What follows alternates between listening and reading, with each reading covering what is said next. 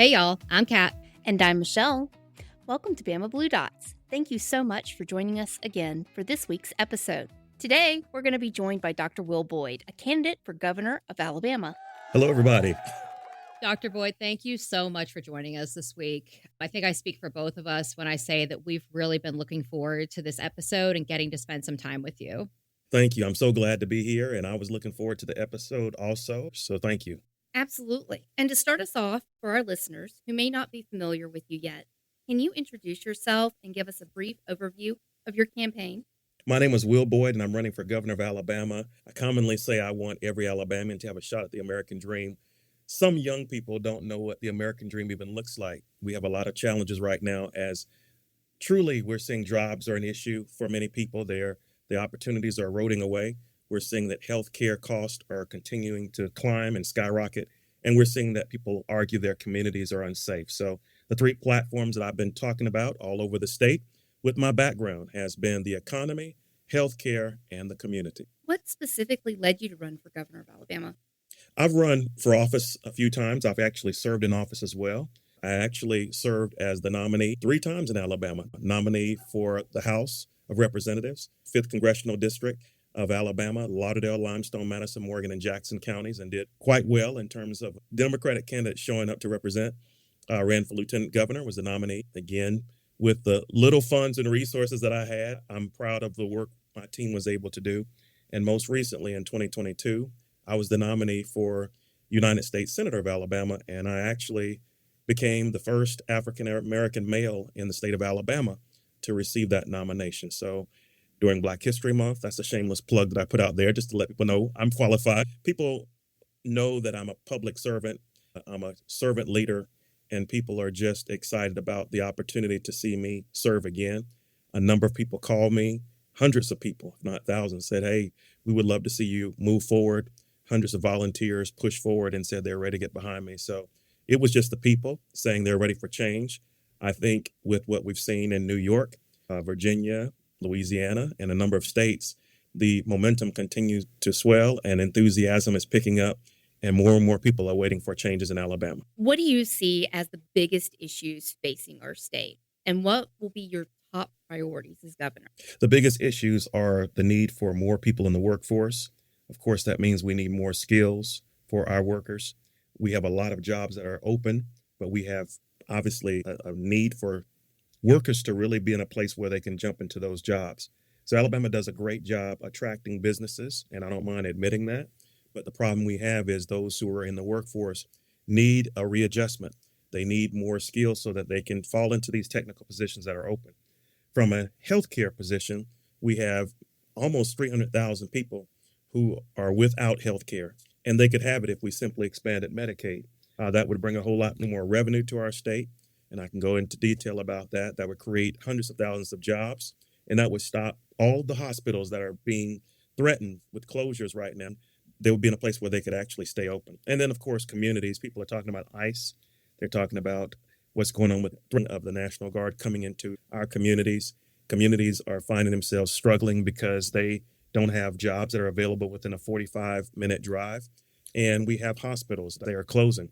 That, coupled with the fact that broadband is not there, infrastructure is lagging behind, we see where a lot of communities just can't keep up, and we need a lot of work done in the communities. For sure. And historically, when Alabama's leadership has been presented with a good choice for its citizens and a bad choice, they've taken the bad choice. This is how we've ended up without Medicaid expansion, a bloated prison system ripe with corruption, oppressive healthcare laws, sweeping poverty issues. The list goes on and on. Why do you think this is? Why has Alabama's leadership continually let its citizens down? Well, I believe we need leaders who are concentrating on the people and not themselves. I believe we've seen where the lack of servant leadership has translated into special interests, money, controlling people focusing on dollars coming into campaigns rather than dollars going towards schools, towards education. Right now, the person who's probably going to become the presumptive nominee on the other side of the aisle, seeking to push about $1.3 billion into cages or prisons rather than pushing that into schools. So the priorities are off. We need to focus on the workforce development, focus on healthcare being accessible and affordable for all, and communities feeling like they're stabilized. But right now, when the interest is on consolidating power, you don't see where the people have the power and they're falling behind. So we need to have more people that are, again, on the ballot who are going to represent the interests of the people. And we need people to, frankly, get out and vote. And when we see that type of participation on the voter side, we can see the changes that we need in Alabama. First thing I want to ask about is your hybrid hemp plan. This plan, aimed at rolling back Alabama's hemp ban and expanding access to hemp-derived products, has actually earned you the enthusiastic endorsement of the Alabama Cannabis Coalition. This year, the House was able to pass HB 445 somewhat under the radar. Can you explain, first of all, why the House passed that bill? And if elected, how do you plan to change the laws that came with the passage of HB 445? HB 445 really hurt a lot of entrepreneurs. I'm a former professor who taught business, taught management, organizational leadership. We saw where 1,000 entrepreneurial people found their lives crushed because of this ban.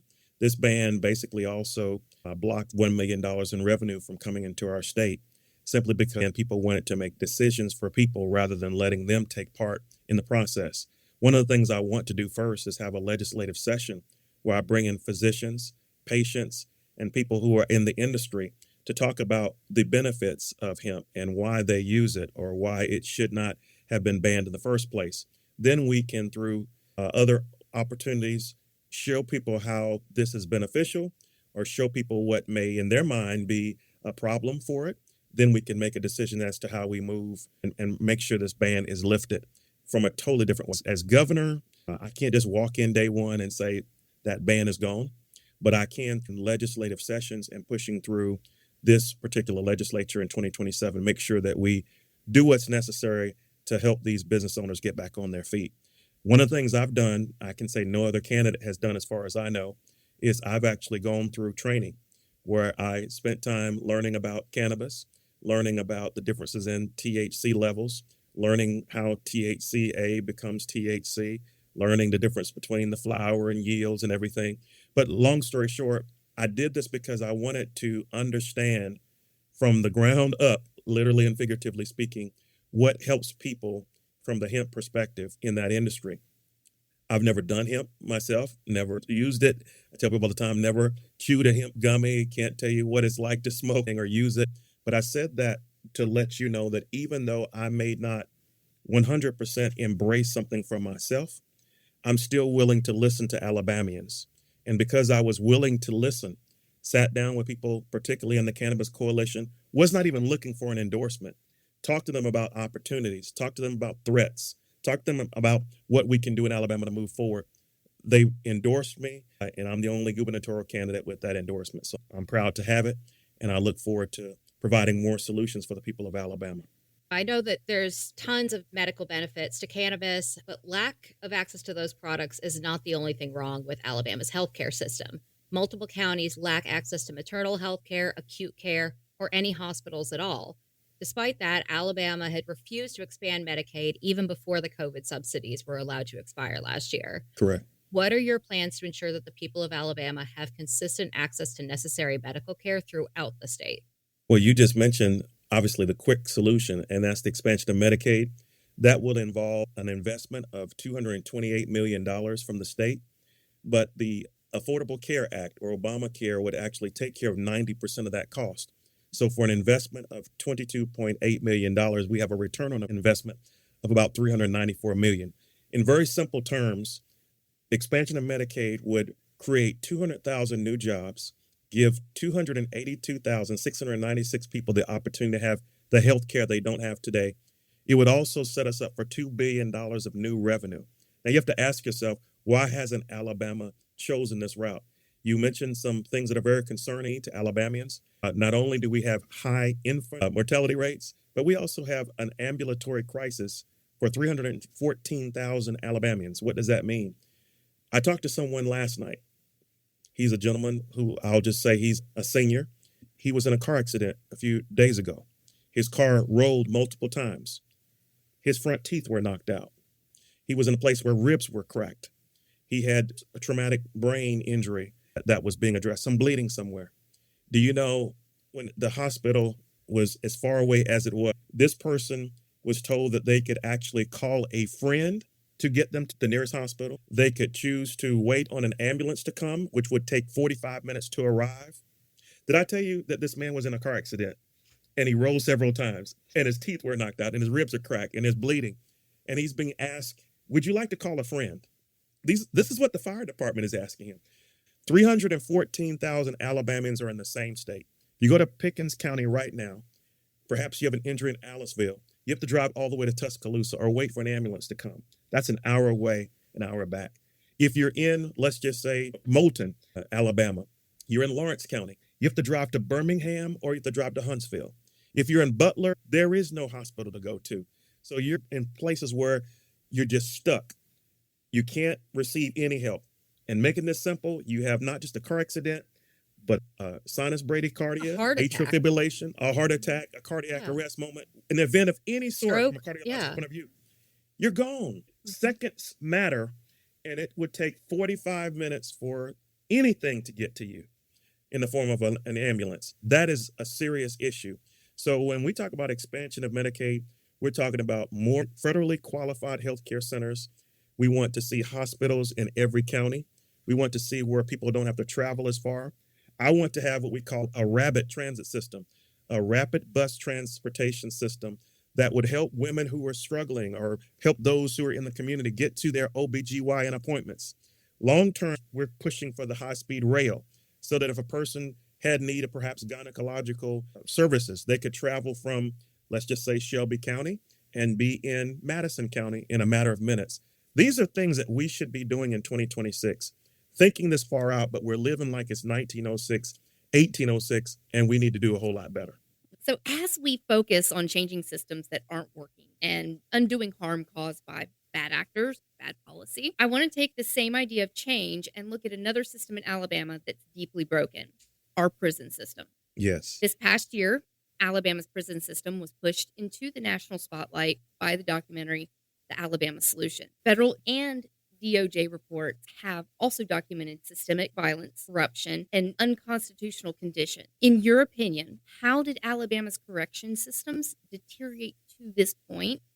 And what concrete actions would you take as governor to reform it? I really believe our focus has not been on rehabilitation. I believe in Alabama, it appears that there is a profitable way of punishing people. And by that, the reward for punishing people in Alabama brings profits. That's a sad thing because it creates a pipeline to prison that I would argue begins at a very young age, and it leads to people spending their lives in prison for the smallest, most technical violations. The Alabama Solution is an awesome documentary that I would recommend anyone watch. But what I'm seeing in Alabama is that we have to have accountability. We need transparency. We need responsibility. And as governor, I'm going to come in. I've laid out a 30-day plan, a 60-day plan, a 90-day plan, even a 365-day plan. At the 10,000-foot level, I believe the prison and parole system in Alabama needs an overhaul. It needs an independent agency to come in, do an assessment and audit, talk about where we are, and then we move forward with where I want us to be. I generally talk about what I call PTSD, and that's not relating to my doctorate in psychology. Normally, we think about PTSD as post-traumatic stress disorder, but I talk about the need for presumptive pardoning. So if you're 55 years of age in Alabama and you've not committed a violent crime, you need to be in a place where you're up for parole. And within, here's the P, but that period of parole, you need to have a cap, anyone really, on what we call technical violations. So the P, the T, presumptive pardoning 55, the cap on the technical violations, which could be you missed the meeting, you didn't show up for an appointment. Those things are what are stacking up on individuals and causing them to be incarcerated longer. We want to see the S represent the fact that if you're up for parole, as I mentioned, the P and the T there first, this S represents the fact that within 60 days of your parole, you need to be in a place where you're told already that you're going to be scheduled. And beyond that, you need to have within 7 days of you going through a hearing, some type written response. So you know what you actually went through was legitimate, or let's just say you have an outside agency that can take a second look to see whether or not you were denied or whether you were granted parole. And then the D represents being data driven. Right now, there's a huge pipeline. As governor, I'm going to come in and make sure there's a rapid review, that we move people through the process. But right now, we have a lot of people who continuously miss opportunities to get out of prison because we have a parole board consisting of 3 individuals, which I would like to expand to 7, one from every congressional district, that is diversified in their backgrounds, their vocational levels where they serve, to come in with an objective, open mind and look at these cases and make sure people are able to have equal opportunities to succeed. Now, I talked about the profit piece. I've talked about Tommy Tuberville wanting to spend $1.3 billion on prisons. It ought to be concerning to people that Alabama prisons are overcrowded. That means that it's unsafe for an inmate and it's unsafe for an officer. When you have 1 to every 14, one officer overseeing 14 people, if something goes wrong in one area, an officer's life is jeopardized. When you have something that goes wrong in another area, inmates' lives are jeopardized. And right now, we're seeing where inmates are dying in Alabama's prison system, and that is not good at all.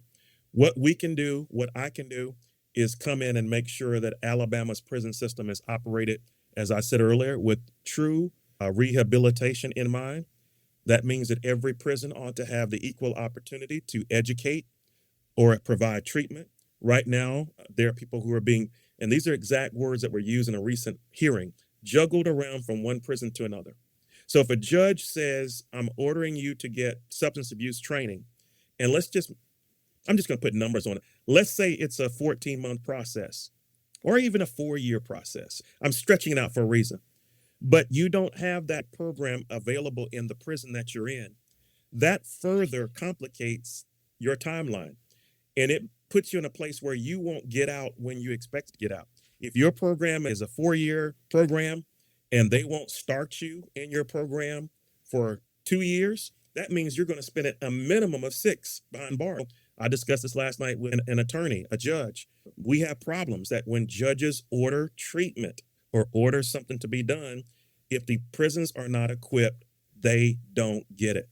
We also have a problem with the privatization of the prison system. And anytime you see privatization of anything, you want to take a second look, because when you talk about privatization of prisons, you're talking about people in some way profiting, again, off of prisoners. They may be working with people at McDonald's. They may be working outside the prison. They may be on some type work release or whatever it may be. But when they are ready to receive their paycheck, it is not comparable to someone on the outside. Some people have told me that they worked a whole month for 75 cents to $1. That is modern day slavery. That's 13th Amendment exclusion clause stuff that we're talking about. And it should not be taking place in Alabama. So I said all that, very long response to say this. If the true reason for prison is to rehabilitate, and we're not giving people the opportunity to get what they need behind bars, how can we expect them to get out when they're finally released and to be successful? We don't offer a plan for them to transition. We don't give them the opportunity to go into a job that's available to them.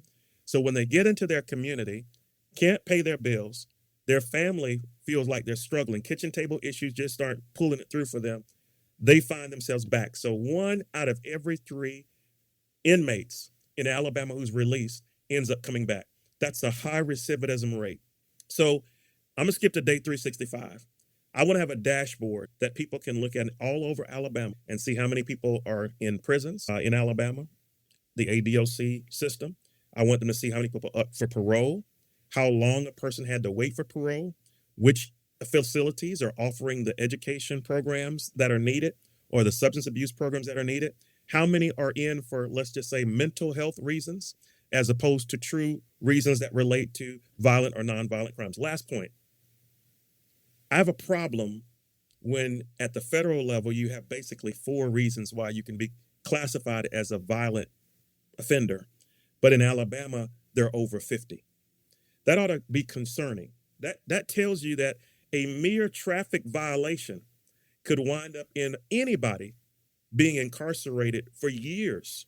So I close by saying Alabama has to do better with how we handle inmates and the whole idea of its prison system.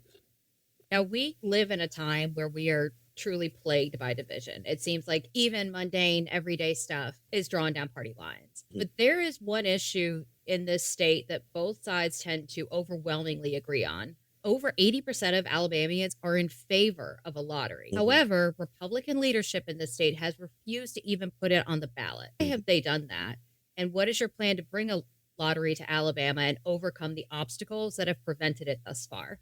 I would say this: a lottery is challenging to push forward because many people feel that lotteries are not good. So some argue on the right that it's for religious reasons. That's the main reason I hear that they're not pushing it through. Now, you and I know that there are other reasons. Here's what an educational lottery could look like for Alabama. Instead of us funding the education for people in Mississippi, Georgia, Florida, and Tennessee, our very own students could have education that is paid for and equitably given out. Right now in Alabama, we have the number one pre-K in the nation, but only about 40% of our children enjoy it. We want pre-K fully paid for through an educational lottery. We want to make sure that there's educational equity so that no matter what county you're in, that you can succeed. Now, or as an educator, I can tell you counties educate differently. They have different outcomes. They may have different reasons why they do what they do. And I'm not coming in to try to tell people what they need to do with their money. But right now, we have a crisis. If you had the revenues and the expenses for the state, one side or the majority of it is the educational trust fund, and then you have a general fund. But we continue to see year after year the educational trust fund rated. This educational lottery would make sure that not only are the students are taken care of, but even allow me to offer a public service loan forgiveness for teachers to be able to have at least $15,000 of their student loans wiped out on a year-to-year basis so that we don't suffer brain drain, but we experience brain gain. A lot of people just say, well, implement the lottery right away. Well, the challenges are I will have to go back to the Constitution, which was written in 1901. Article 4, Section 65 talks about the fact that there are no lotteries allowed in Alabama. 3/5 of the legislature, 3/5 of the House and the Senate have to agree, have to vote in favor of us having a lottery. It then has to go to the people of Alabama. A statewide vote would take place. Then, as governor, I can make sure I move forward with the plan. So this is not something that happens day one when I'm sworn in. There's a process to this, but this lottery would truly be beneficial to Alabama. It would bring in anywhere from 800 million a year to over $1 billion. And at a time when our revenue streams are drying up, we need every dollar we can get. So $1 billion would really help Alabama in a great way. You mentioned there's a lot of people who believe that for religious reasons we shouldn't have it. It's just hard for me to understand how 80% of the state can poll and say that we're in favor of this, but not even 50% of the House can agree on it. As philosophers or PhDs, we talk about cognitive dissonance, or we talk about the fact that people sometimes think one thing and do something totally different. Their mouths don't line up with their heart. You oftentimes see a lot of people talk about what they think is right, but then they'll do just the opposite. In Alabama, people who would agree with you that an issue related to women's health or any issue that comes down to them wanting to have freedom to make healthcare decisions. But then you look at how Alabama votes, or you see where people say that they would love to have this in Alabama. But we talk about like HB 445. You see where there's a ban that's kicked in. I don't come at things from a black and white type of perspective. I recognize that people have unique experiences. I remind people that it's just almost a crime in my mind to set our kids out in their educational journeys without having the right foundation of footing. So if you have an educational lottery in place that can bring the money in to fully fund pre-K, if you have the opportunity to make sure public dollars to go to public schools, you can fully fund the public schools so that as the train is going down the track in some place in the Black Belt, the building doesn't shake. Or kids who don't get a hot meal unless they go to school. Maybe this educational lottery would not only fund lunch, but breakfast for everyone. We discussed the different political barriers that have kept economic progress stalled in Alabama. I would like to zoom out and talk about the people who've paid the price for that stagnation, working Alabamians. My understanding is that you have an extensive background working with and advocating alongside labor unions. I myself am very pro-union. Can you describe the work and explain how it informs your approach to protecting and strengthening Alabama's workforce? I believe organized labor is the cornerstone of our democracy. When you look at what organized labor was started for, it was to give people a voice. And isn't that what we should do here, even in politics or government? Make sure the voices of every American are being heard. Organized labor is important. Sadly, we live in what we call a right to work state. There are about 115,000 people in organized labor in Alabama. That's a small amount compared to 5 million. But these are your pipe fitters, your International Brotherhood of Electrical Workers. These are your iron workers. I can go on and on. These are the people that are building Alabama for us every day. I talked to them, even spoke to some last night about how they are able to depend on the fact that because they are collectively bargaining together, they are working together under some labor contract or working together speaking to management. They can depend on the fact their collective bargaining agreements will help them get prevailing wages, will help them to see where everybody can retire with dignity and have defined pensions. Wouldn't that be nice if all Alabamians who work, no matter where they are in the public sector or private sector, if they could say that they have the same thing and they could really be assured that when they're ready to retire, they can do that with some type of respect or dignity? That's what organized labor does. I have worked alongside organized labor for decades, to be exact. I've worked with shop stewards, union presidents. I've been flown to speak before international groups, before grand lodges, and I talk about the importance of organized labor for understanding who they are and then being able to articulate what they do for the community. So, yes, I've been there when some have been on strike, when unions have asked me to speak about issues that relate to justice and reform. I've been there for them, and they trust me. I believe I can have implemented what I'm calling a blue-collar revival. So it's what I'm looking for with this revival. Businesses saying, hey, we lack skills. Blue collar workers, organized labor, can you help us train and readjust people? There are people coming out of high school. Businesses, can we work to make sure that if people want to go to trade school, that they can go and that they're great training centers? These are things that we have to cross over and help each other out. It's a changing economy. And I would argue later on, perhaps in another podcast with you, that when we do that, we strengthen our economy. And more specifically, what authority does the governor's office have to directly impact wages and working conditions? And where do broader systemic changes need to occur? When you have a union, the union is working out of a business. The governor can attract businesses, but as far as the day-to-day operations of the business, that is handled by the CEOs, those business leaders. But when you know that you're in a right to work state that is unfriendly to labor, anything can happen. Creating a culture and an environment from the governor's office that we want to be welcoming and inviting to people who are in a union contract or not will create an Alabama where people want to work together rather than always being pushed apart from each other. And that's what a governor does. There is something called the PRO Act at the federal level that has to be pushed through that would help organized labor have more rights within a business.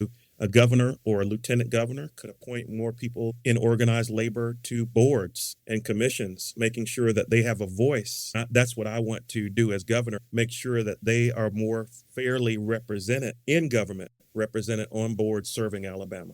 People don't realize how good unions are. I think they've been demonized in movies and in the media for a very, very long time. So it can be hard to explain to people what those benefits are. But if we are looking at the reach and the impact of a governor and their authority, I would like to talk about another area where the governor's choices have long-term consequences for everyone. And that is our energy and ecosystem and the policies that go with those. Alabama is extremely biodiverse, ranking among the top states in biodiversity and first among states east of the Mississippi River.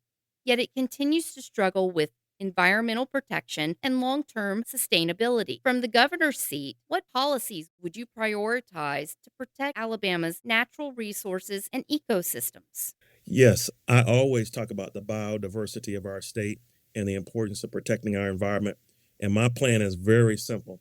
It involves protecting our water, protecting our land, and going even further to make sure that we are protecting our air, and even making sure that Alabama is able to really look at our economy as being tied directly to the environment. So we talk about water first. There are a lot of erosion issues that we deal with in Alabama. When we think about Limestone County, it's a county that's growing, not far from Madison County. But their problem is the impact issues related to the septic tank or sewage not being where it needs to be. Well, what does that mean? If you have many, many houses coming into a community, but you don't have any place to deal with sewer, that's going to cause an issue related to water.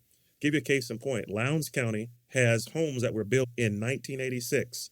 They've been waiting on septic tank and sewer connections, and they still don't have it in 2026. The last administration pushed funding through to make sure that would happen. The current administration came along and pulled those funds back. Can you imagine when you flush a toilet, when you pull the stopper on a bathtub, when you allow the water in your dishwasher or your sink to go down the drain and it just falls 10 feet from your back porch? This is what's happening right now in Lowndes County.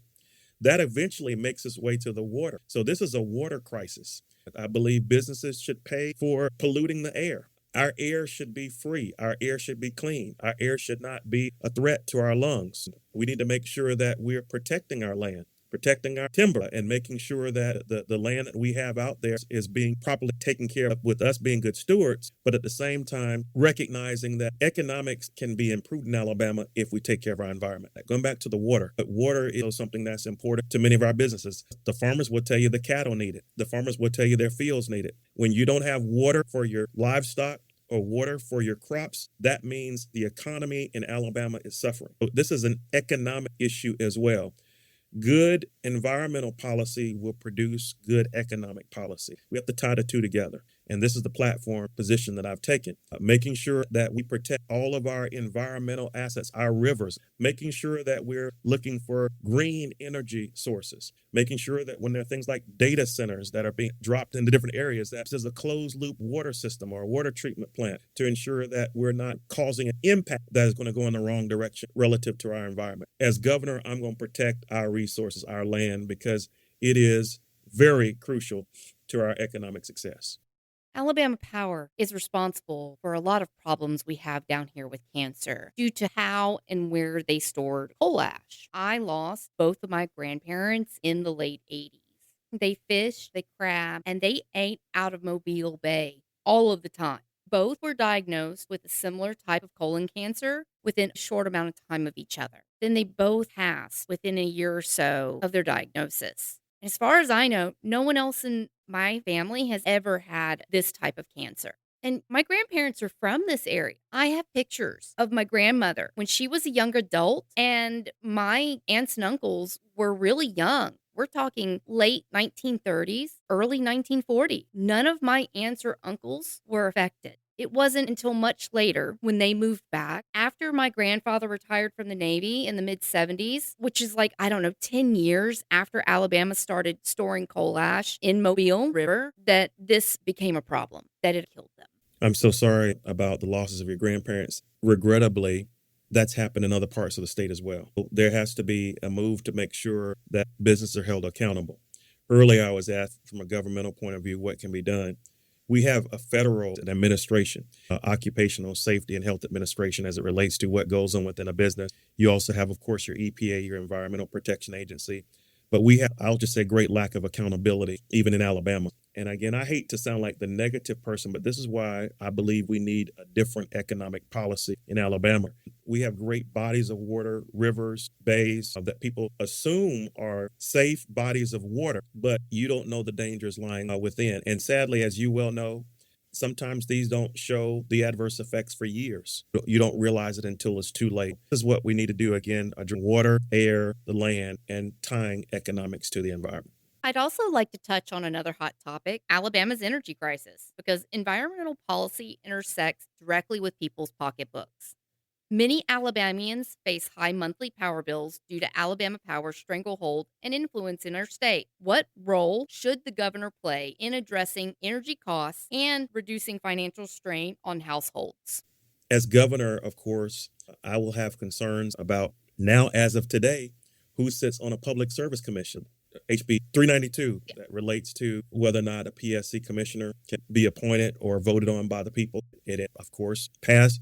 So the governor, along with other members of the legislature, would have that ability to appoint who they want in that place. We have to be very careful when we take voters' opportunities away.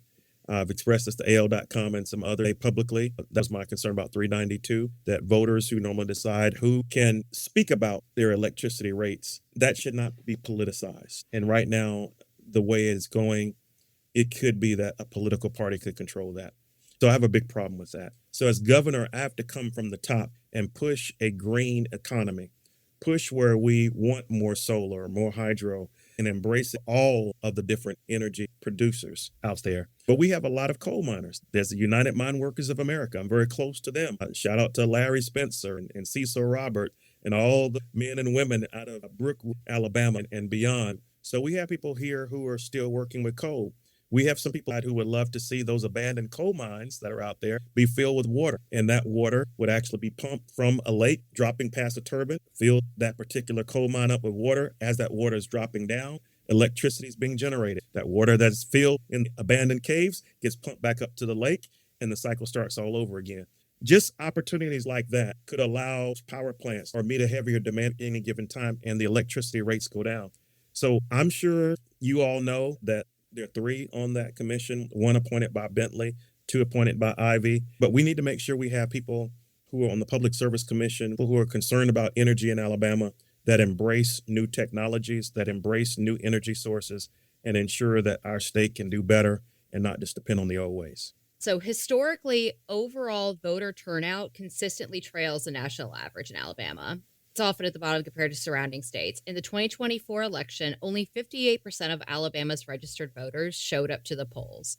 And this is the lowest for any presidential election in Alabama since 1988. Why do you think so few of Alabama's citizens vote in elections? I believe a lot of people believe this is a red state, when the last Secretary of State, who was a Republican, would argue that it's probably a blue state if more of us voted. A lot of people feel like the elections are already going to go in a certain direction. They believe that it does not matter how they vote in Alabama. I tell people that voting is a right, a privilege. It's something that people died for, people fought for. And so don't hold your vote. When you hold your vote, that's essentially voting against your own interests. There's also an issue that relates to the way our lines were unfairly drawn. So you might have underrepresentation.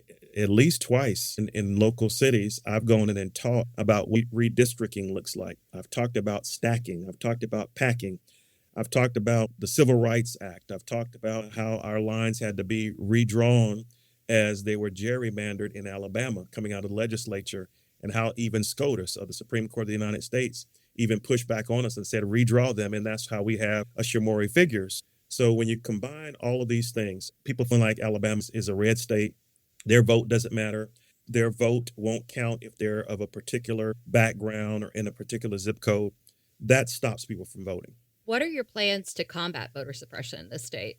People like Wayne Rogers, who's running for Secretary of State, he has some excellent ideas that I won't even pretend to try to pull from him, steal from him. But I've been talking about the fact that you have things like the John Lewis legislation that was stuck even at the national or federal level. There should be no voter suppression. There should be no intimidation. Me handing somebody a bottle of water in a line should not be something that's illegal. It should be that voting is easy.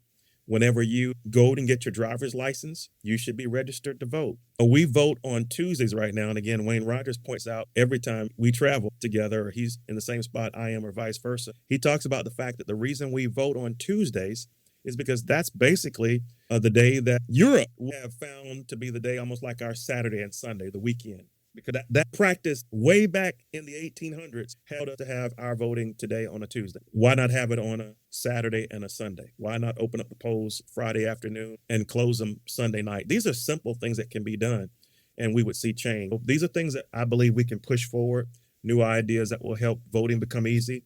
It should not be that hard. It should be easy to go and get an ID if needed, or a senior to pick up an ID. It should be easy for a college student to say, I have this dual residency thing going on. So if I'm either home or at the university, I can vote in Tuscaloosa, Auburn, Hoover, or Birmingham, or Daphne. It needs to be so easy that everyone has the opportunity to do it. These are changes that are very easy to push forward, that we can see changes in our state. But right now, people are enjoying the lack of participation and enjoying the fact that people don't show up to vote. So why would anybody want to change it? Now, from a Democratic point of view, I'm telling everybody, your vote counts. I'm trying to show people that there's a difference in the number of African Americans alone who vote in presidential elections versus gubernatorial elections or midterm elections. Making people aware of these numbers helps them out. And asking communities, why don't people in this particular community vote? As we talked about earlier, as it relates to their opinions about fields and solar farms being in the wrong place. Nobody's listening. Why vote? And so this is not a black or white issue from a majority point of view. This is across the board. People are just feeling like their votes don't count. I talked to a lot of people, even last night, talked to people that were Republicans, but now they don't know where they are. But they showed up at a Democratic function because they want to land someplace. When we tell people that your vote can move your state in a different direction, and I offer a plan that they understand, people say, you know what? I wasn't going to do it before, but I will. I'm going to vote now. Even the HIP issue has caused a lot of people who are on the opposite side of the aisle as me to say, you know what? I don't care whether it's a primary or general. I'm casting my vote for you, Will, because you hear me, you understand me. I think we have to learn how to put out a message that is simple, that is to the point, and don't get caught up on the wrong issue. So that's why my platform is so simple. It's the economy, it's healthcare, it's the community. There's nothing more important than people's votes or voices being heard at the ballot box. No, for sure. Now, I know that recently the conversation has come up again about bringing early voting to Alabama, and Republicans are completely against it. They want to make it hard to vote. Are you in favor of expanding early voting? There are a lot of reasons now where people can vote before election day. There's a reason for them not being able to show up. Making people more aware of those reasons is important. If you're going to be out of state, if you're going to be traveling, making people who are in uniform services aware of the ways they vote. It takes us thinking in a whole different way to bring more people to the polls. No, for sure. And I'm even thinking about people who work those 12-hour shifts, and it's sometimes impossible to get there. It is. And I know jobs are supposed to give you time to do it, but let's be real here. If you work an hour away from home, it's not always going to be feasible. Speaking of Republicans doing shitty things, the GOP currently has a supermajority in both the and the state Senate. During Obama's presidency, Mitch McConnell made it pretty clear that his primary goal as Senate Majority Leader was to block or override anything and everything that Obama tried to pass, regardless of public opinion. While that was years ago, it really set the tone for how the Republican Party operates today. Still to this day, the GOP has a pretty hard line. If it's Democrat, we don't want it. We've seen it time and time again at both the state level and national level where the GOP refuses to allow Democrats to really accomplish anything simply because of party affiliation. How do you plan to accomplish things if there is still a GOP supermajority who is likely to try to create roadblocks based solely on your party affiliation? What we have to recognize is yes, there is a possibility there could be a supermajority.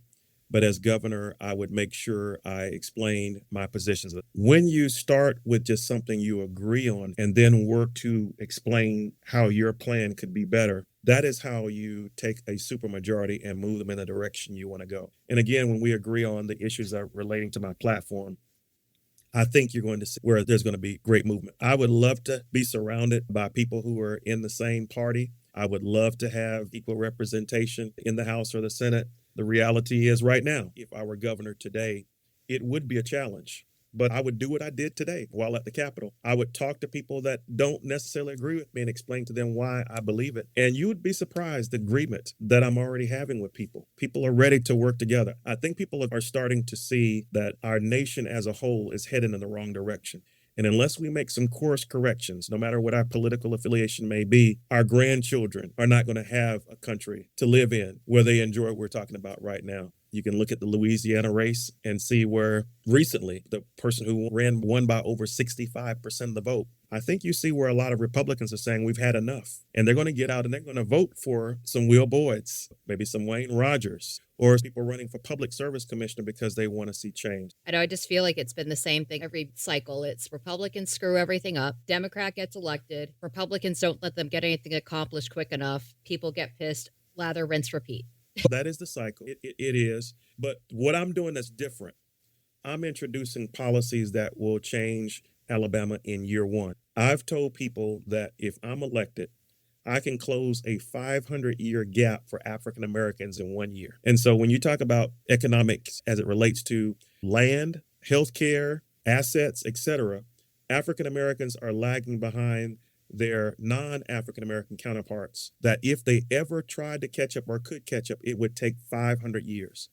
I'm saying bad policies in Alabama cause us to be at this point. But I can show you where good policies in 1 year can close that gap and you can see closer to equity. IATSE, I always reference them, the International Association of Theater and Speech Employees. They're on the forefront of making sure that women and men make the same pay for the same work.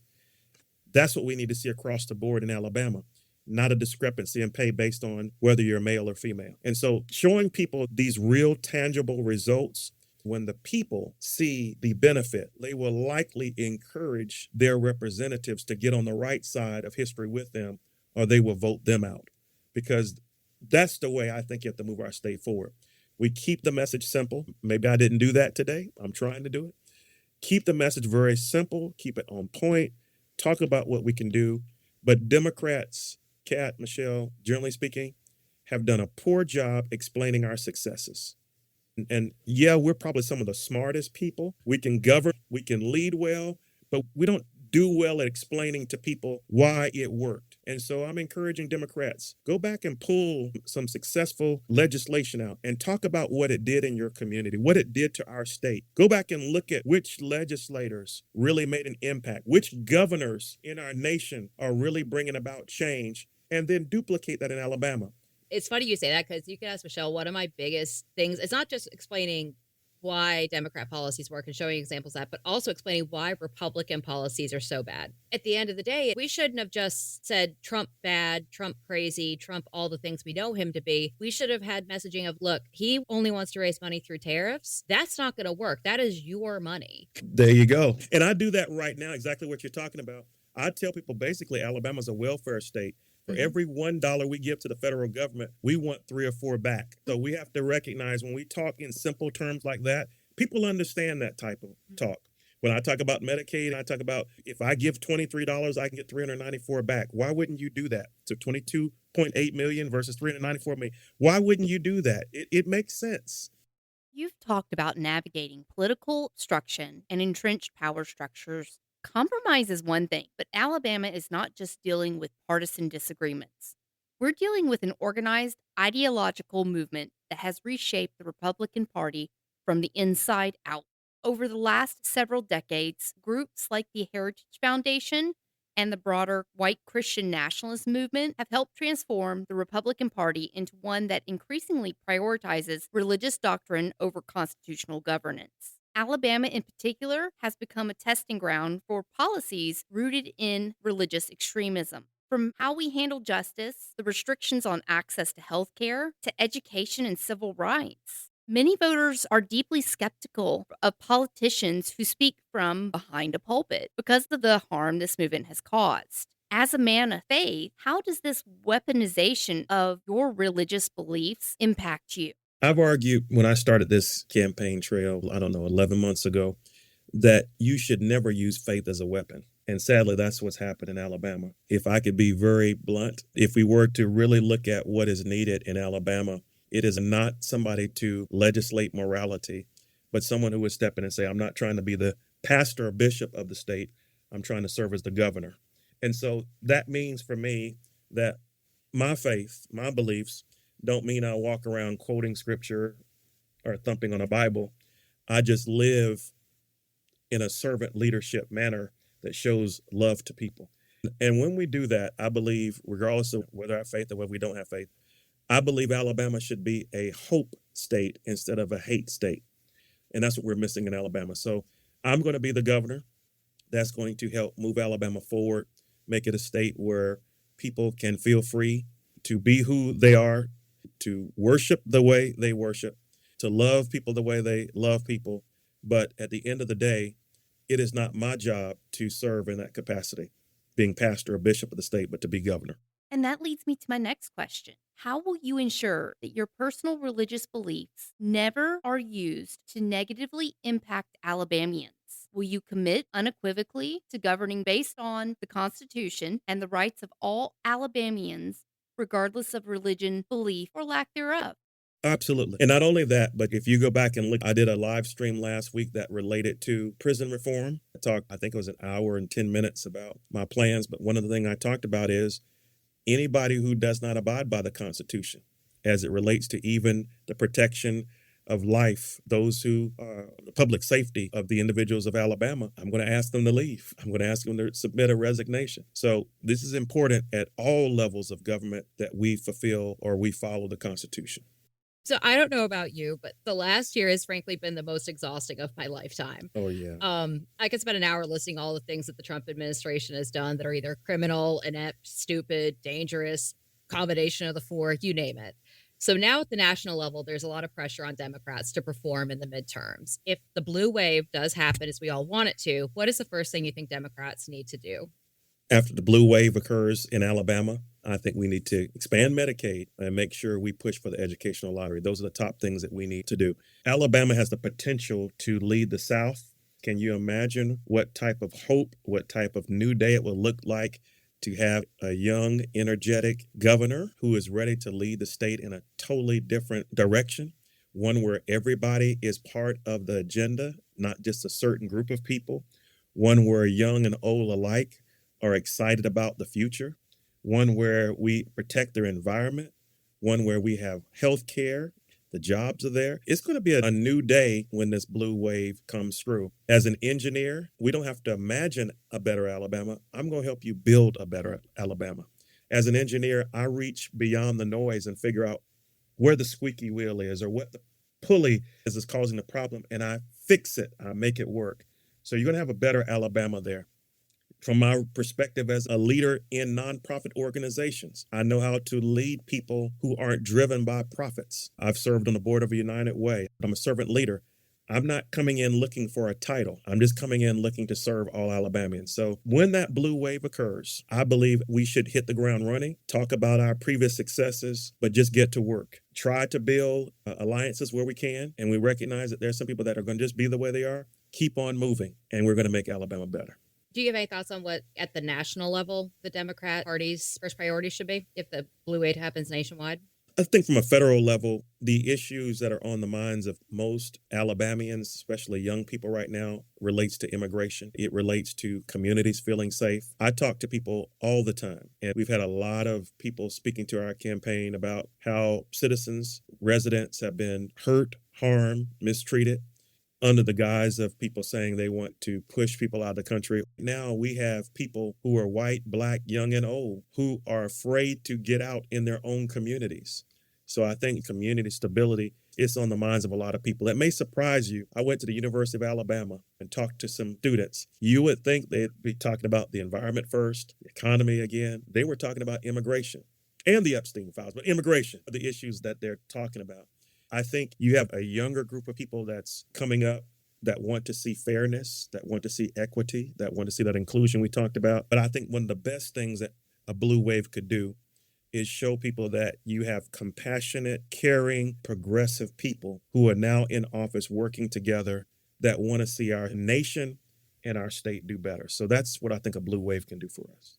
Glad you brought up ICE because this is something that's obviously a huge topic. We've seen brutal actions taken by ICE agents throughout our country. American citizens have been killed, and thousands of Alabamians have been negatively impacted. There are citizens who've been wrongfully detained. There's a man in Foley who was wrongfully detained twice and is apparently suing the department. Immigrant families that have been separated from loved ones. Multiple industries have lost a significant part of their workforce. There's so many ways that this has negatively impacted Alabama. Oh, yeah. What do you see as the future for DHS, ICE, and broader immigration policies in this country? Well, let's go back to the national level for a second. In Minneapolis, Minnesota, I spoke out about the Nicole Good death, right? Not long thereafter, we had a nurse, one whose services has helped our veterans, saw how he was trying to help someone with a camera in hand, gun already removed, and of course, 2 shots were fired. He tries to get up, another 8 shots fired. The reason I said the national level concerns me is I watched a split screen. I watched the DHS secretary, if you would, saying a person was coming to do some harm to ICE agents. And the split screen, he's getting shot down with nothing but a camera in hand. By that time, really nothing in hand. There are 2 different messages coming out. We have to have truth, and not a truth social, a real truth to where we can see the split screens are starting to come together and agree. I hate to use the phrase two different Americas, but that's what we're No, seeing no, right now. we exist in two different realities We right now. they're two different Yeah. realities for sure. I hate using the analogy, but that's what it is. You have one group that if I say ICE did something bad, and that's why I'm not voting for you. They're mad at me because I'm supposed to inclusively say they're all good all the time. No, that's not the way it is. Let's call out what's bad. Let's address what needs to be corrected. I'm all for continuous improvement, but also for corrective action. Let's get the agencies in line at the federal level. Let's make sure that we are really protecting and serving. We don't need people policing to cause fear. We need people to do their jobs so that we feel safe. And so that's why I believe at a national level, it's going to take, starting with the White House, starting with the House and the Senate, it's going to take our federal leaders, executive branch, legislative branch, and I'll even argue some in the judicial branch, learning how to speak in a way that doesn't incite hate or riots or anything amongst people. And right now, because they're so polarized at the national level, federal level, it's just trickled down. And I hate use trickle down talk, right? Because it sounds like the economy. But their rhetoric has come down to state houses, and you see the exact same things happening. The good and decent people waking up, driving to their state houses, away from their family for weeks at a time, taking a little bit of money to do it, and still fighting like the national level because of a letter behind their name. Why not focus on the communities that they serve, the states they serve? Yeah, and one of the biggest, I think, issues that we've seen with DHS and ICE is that it's designed to operate outside the bounds of the DOJ. So you brought up training. The two people who murdered Renee Good and Alex Preddy, they were tenured, like they were seasoned ICE officers. These weren't, I know we all joke about the unvetted, untrained people. They're just picking up off the street and putting a gun in their hands, but they were actually trained officers. Oh, yeah. So there's clearly something more, there's more of a systemic issue. Do you think that there needs to be some broader reform to those organizations on the national level to give them more accountability, so to speak? The sad part is if you looked at the executive branch alone, most or many in a particular party, or even many Americans would conclude they feel they're above the law. When you have people in office who can get away with anything, do anything, why would you expect a department to be able to hold anybody accountable? It's a cultural change that needs to come from the top of every state government, even at the national level. And that's what we need. So we can talk about sweeping reforms. We can talk about de-escalation training. We could discuss body cams. We could talk about all these wonderful things, but you just brought up a point regarding Preddy and Good. They were both killed by people who were supposedly seasoned and well-trained. I know in combat situations or in split-second decision moments, you have to be ready and prepared to identify a target, who's neutralized, who's good, who's bad. I understand all of that. But if you see what we saw on one side of the split screen, there was plenty of time for intervention. There was plenty of time for a discussion. There was plenty of time to having a cooling period or making sure that there was an opportunity to stop what happened. I think everybody needs to stop for a moment, cool off, explain to each other what their desires are, and then move forward. But right now, there's very little evidence that we're going to see that unity until we break away from just thinking our party's always right, your party is always wrong. The left is bad, the right is good, or vice versa. It has to be a total change in the way we think. It's scary because now, in retrospect, we can look back and see that the Heritage Foundation, what they've done, what levers and strings they've pulled. And now we're looking at those consequences. It's killing people, it's hurting people. It's not about hoarding people. It's really about holding them hostage in these prisons that they're building because they're for profit. And it's about creating more chaos and more division. And as we continue to look back at what led us here, we need to ask ourselves, do we need these things or do we need to abolish them? Maybe at the time we thought it was a good thing to do, specifically destroying INS under the DOJ and creating the Department of Homeland Security and ICE. But now that we have seen it weaponized by the administration against the American people, do we pivot and just accept this is not going to work? My issue here is our government is meant to serve us. It's we, the people. So why is it being used as a weapon against us? And why are some of us okay with that? Oh yeah, oh yeah. I agree wholeheartedly. We need more of this discussed, though, more of this talk in our political parties, in our town halls, in our community meetings, because again, we should be communities that live together, work together, struggle together, play together. But again, ideologies, party affiliations, they've just divided us. Oh, absolutely. Which this all highlights broader issue anyway. A lot of harm that we're seeing right now is a result of who holds power and how that power is used, which brings me to the upcoming midterm elections. How would you define responsible leadership when people's lives are directly affected by policy decisions? When I talked about prison reform earlier, I hate to give the acronym saying it's about TAR, but it's about transparency, accountability, and responsibility. That's as clear as tar, right? Versus mud. We have to have people who are transparent, who are what you see is what you get. You know their reasons for doing what they do. But again, I don't think when a person gets into a role like when I was elected city council person, that was a nonpartisan election. It didn't matter if I was a Republican or Democrat. I'm there just to do the work for the people. Governors should be the same way. You should do the work, not just the people you're concerned about, do the work for all people, all 5.8 million people that are in Alabama. Taking that perspective, I believe our state will be a much better place. Awesome. One extra question from the Peanut Gallery. Justin, he said to ask you of LGBTQ rights. You're an ally to the LGBTQ community and be an advocate for them. Yes. Since 2016, if you were able to take snapshots of my website, you would see that I've always stated that anybody in the LGBTQIA plus community would be considered, from my mind, a member of the protected class. And I believe that Alabama should be a hope state instead of a hate state.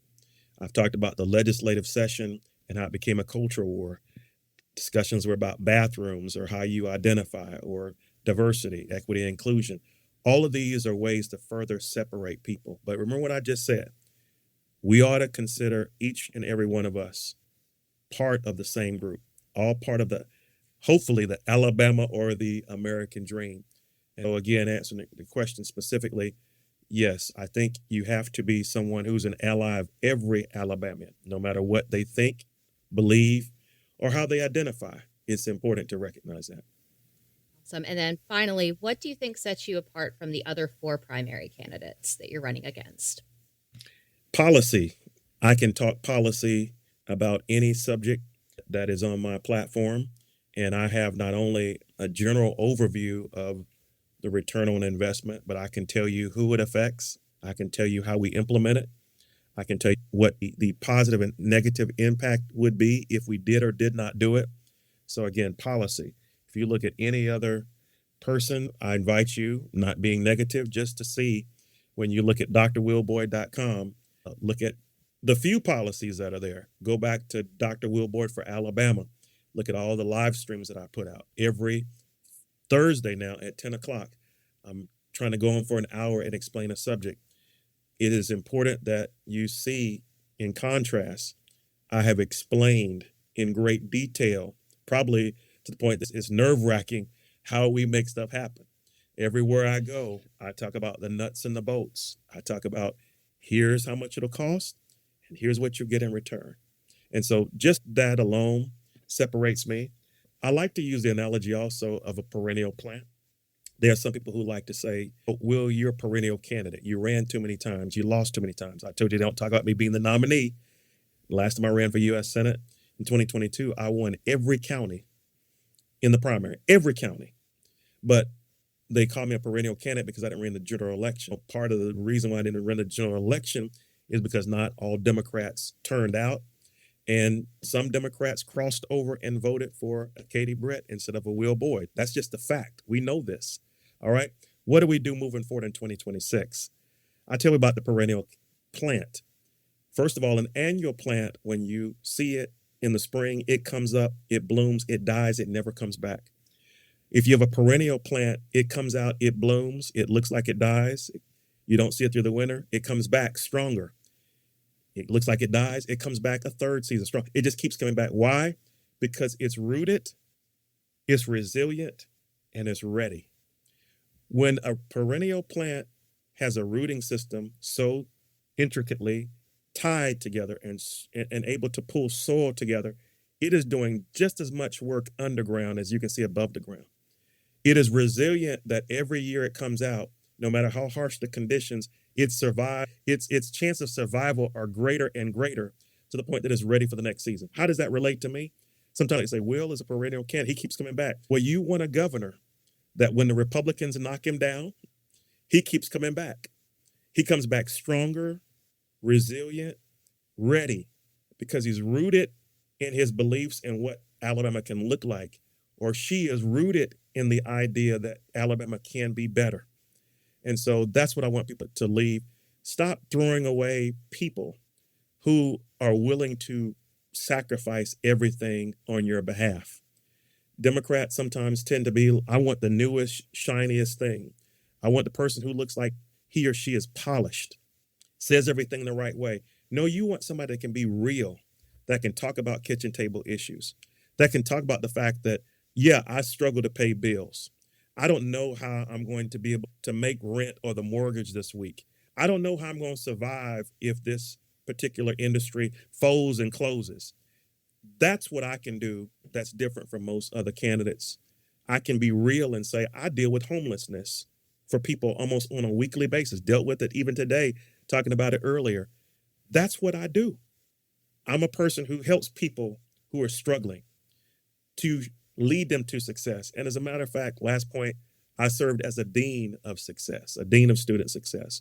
Took people who were struggling, perhaps no parents with college education, or maybe just a mom who had some college education. And because I prepared them and connected them, I made them resilient. I gave them the rooting they needed so they could be ready for success. I prepared them with the right tools. English 090, Math 090, before they got to English 101 and Math 101.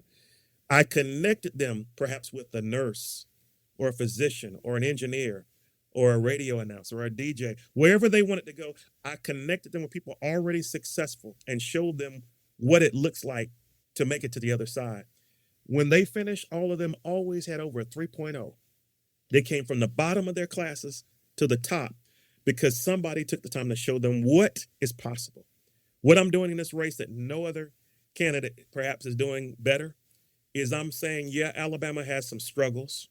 We've seen civil rights issues here, but you can see where Alabama can be the biggest, inclusive, most biodiverse state that's going to welcome a changed economy, that's going to embrace our environment and do a whole lot more to move our state forward. So that's me.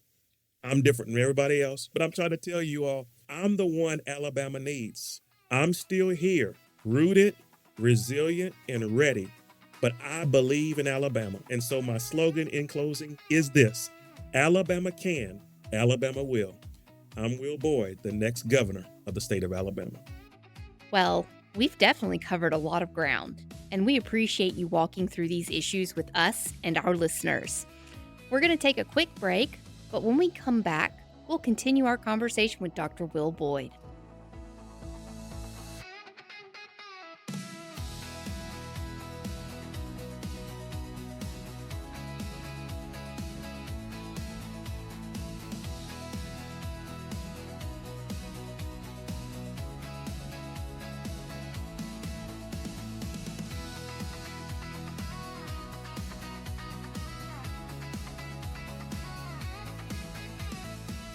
Welcome back. We spent the first half of the show talking with Dr. Will Boyd about policy, power, and what's at stake for Alabama. To close things out, we're going to step away from the serious stuff and have a little fun. Okay, Dr. Boyd, so you were born in South Carolina, correct? I was, yes, ma'am. If you're going to be our governor, we need to test whether or not you truly are an Alabamian. Oh, because goodness. unlike the Republicans, we actually care to have an Alabamian as the governor Oh, of my Alabama. goodness. With that in mind, we've got some questions for you that only a true Alabamian will know the answer to. What is the only acceptable form of tea? Sweet tea? Okay, next question. Is it pecan or is it pecan? Oh, my goodness.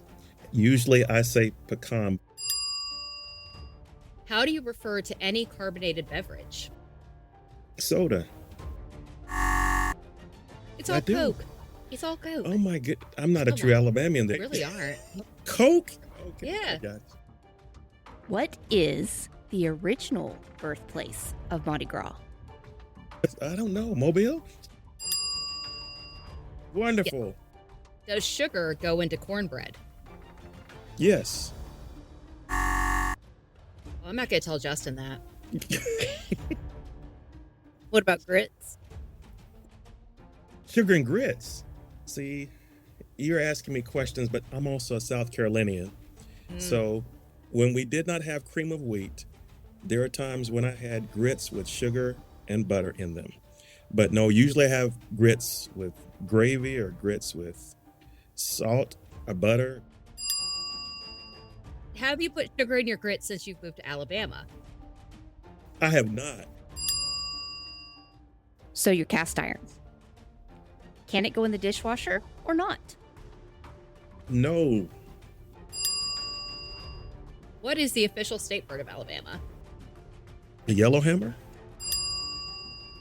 What is the unofficial state bird of Alabama? Yeah, I don't know that one. I would have accepted flying trampoline or mosquito. I'll go with mosquito. Answer 3. What does it be when James Spann pulls his suspenders down? Getting dangerous. We're in trouble. If you're somewhere and Jim Cantore walks in, what should you do? Oh, you have to help me with this one. I fail. Leave. He's the guy from the Weather Channel who's always in the eye of the store. Because the Carolinas have their own barbecue sauce. Now that you're here in Alabama, what kind of barbecue sauce goes on chicken? I'm always around Bunyan's barbecue. They put white on the barbecue. My father-in-law, every year, I want to say it's the day before Christmas, we actually have a hog that we set out 4 o'clock in the morning. He does it. And within 6 hours, we're pulling barbecue off. So I guess I need to take some white sauce to South Carolina next time. What is the best kind of sausage? I'm probably supposed to say Conecuh sausage. We use that to season green beans and our greens. So Yes. that's the way we use it. Use it for everything. I think I need So- some right now. Well, after all that, I think we can agree that you are, in fact, an Alabamian. Hey, Definitely not a Floridian, that's for damn sure. that's right. I can run for governor.